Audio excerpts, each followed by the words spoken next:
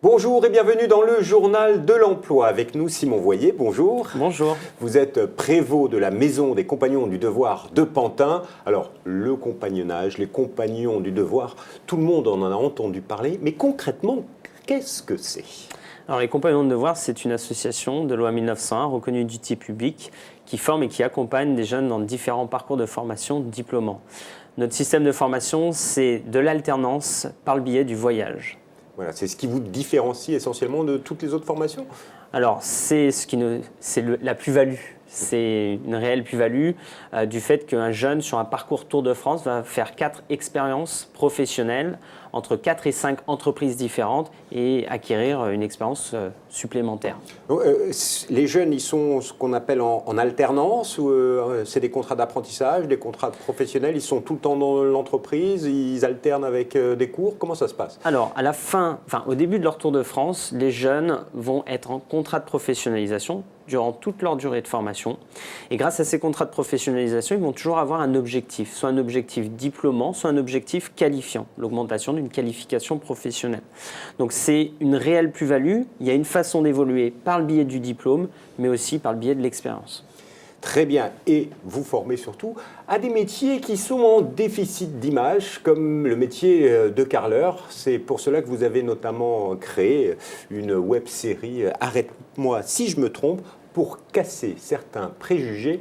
Et je vous propose tout de suite de regarder le sketch sur le métier de carreleur.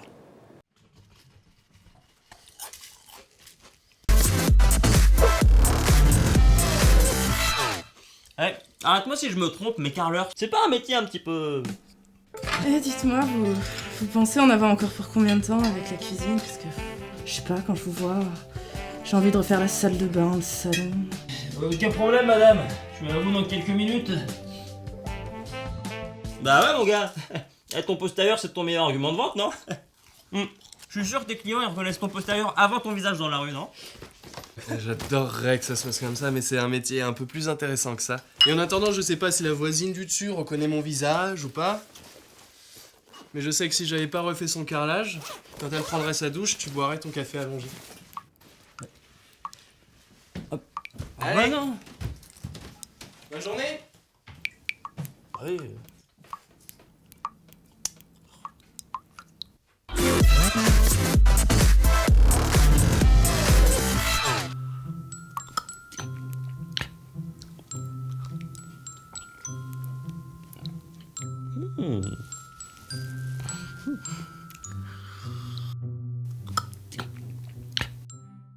Alors, carreleur, un métier sur lequel il y a des préjugés, vraiment en déficit d'image ?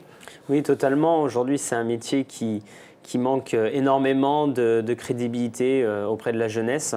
Et donc nous, notre objectif par cette web-série, c'est de revaloriser ces métiers dits manuels, mais encore une fois, il y a une grande notion de créativité, d'imagination et de minutie.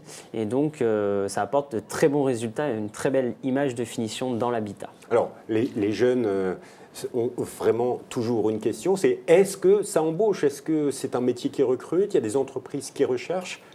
Alors souvent, on se pose la question, il faut essayer de faire le jeu, d'essayer d'appeler un carreleur et on verra qu'il y a énormément d'attentes pour avoir un carreleur compétent.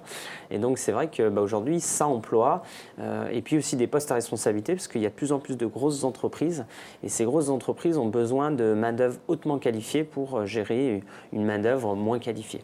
Donc, un métier sur lequel il y a toujours des besoins, un métier aussi où peu de jeunes veulent s'orienter.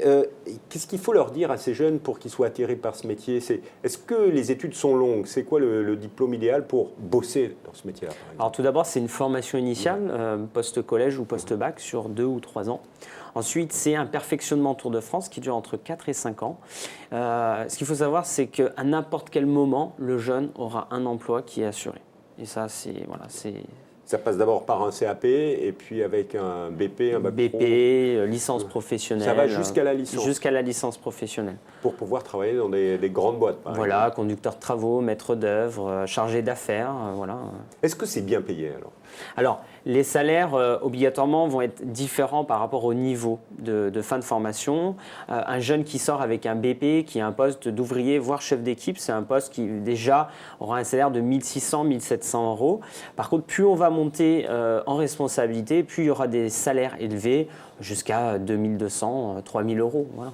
Et donc, on pourra aussi travailler sur toute la France parce qu'il y a des besoins dans la maison et dans le carrelage partout en France et même à l'étranger parce que c'est quelque chose que les compagnons proposent régulièrement. Oui, effectivement, on préconise de plus en plus le voyage à l'international.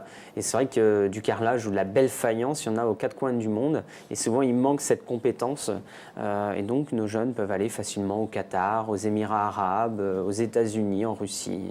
Parce que l'artisanat français et les compagnons français sont reconnus partout dans le monde. Dernière question, si on veut se former à ce métier via les compagnons, à qui il faut s'adresser? Donc, c'est pas à Pantin que vous formez, c'est en province? Alors, on forme surtout à la maison de Villeneuve-d'Ascq, à côté de Lille. Mais le plus simple, c'est de se connecter sur le site internet des compagnons de devoir. Et vous verrez, il y a toutes les informations possibles pour pouvoir faire ce beau métier. Monsieur Voyer, merci beaucoup. Il a fait la conclusion, le site internet. Alors on se retrouve la semaine prochaine ensemble pour découvrir un nouveau métier. Au revoir. Au revoir.